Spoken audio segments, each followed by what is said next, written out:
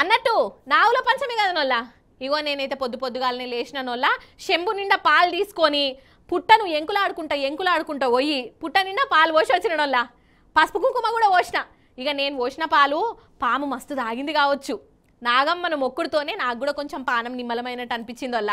ఇక నాగుల పంచమి కాబట్టి నాగదేవత మనందరికీ దీవెనార్తులు ఇయ్యాలని కోరుకుందాం. పాండ్రి మరి పొద్దటి సంధి మన అమ్మలక్కలు గుళ్ళకాడ పండగ ఎట్లా చేసిర్రు, పుట్టలల్ల పాలు ఎట్లా పోసిర్రు, పుట్ట మీద పేలాలు ఏర్కచ్చుకుర్రా లేదా అరుచుకొని వద్దాం రాన్రి.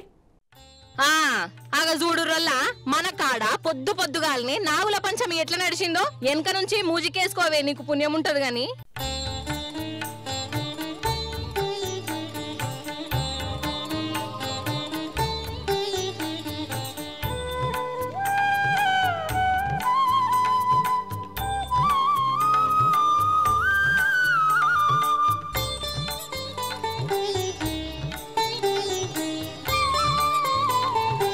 చూసిర్రా, ప్రతి ఊర్లే మన ఆడపడుసులందరూ పాల ప్యాకెట్లు, పాల డబ్బాలు, చెంబులల్లా పాలు పట్టుకొని పుట్టలకు అడిగిపోయిర్రు. పాలు పోసి మొక్కుకుర్రు.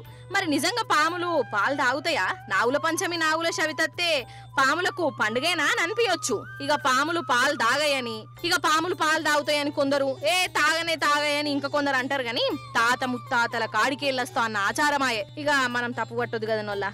అగో అక్కలను అడుగుదాము, పాలు పోసినావా అక్క? నాగుల పంచమి నాడు పాలు ఎందుకు పోతామంటే అందరికి మంచి జరగాలని పోతాము. పిల్లలకు పెళ్లిళ్ళు కాకుండా మొక్కుకుంటారు. అందరు సుఖ సంతోషాలతో ఉండాలని పోతారు. శ్రావణ మాసంలో వచ్చే ఈ నాగుల చవితికి ఎంతో ప్రత్యేకత ఉన్నది. అమ్మవారికి సంతానం లేని వాళ్ళకి సంతానం ఇస్తారు. ఏదైనా మొక్కులు కోరుకుంటే నెరవేర్చే తల్లి. ఈ శ్రావణ మాసంలో మొదట వచ్చే పండగ కాబట్టి అందరూ భక్తులు బాగా భక్తి శ్రద్ధలతో వచ్చి అమ్మవారికి మొక్కులు చెల్లించుకుంటారు.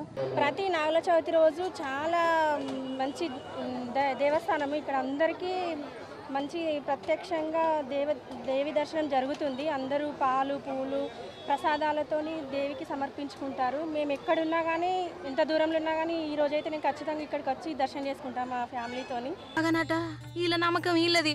ఇక భక్తి ఎక్కువైతే కోడిగుడ్లు ఎత్తారు. ఇక నాగదేవత గుళ్ళకాడనైతే ఓగ జనాల అనొల్లా అసలు అగ చూడరాదు రీ కిలోమీటర్ల పొడుగుత లైన్లు ఆడా ఈడా అని కాదు, అంతటా గిట్లనే నడిచింది.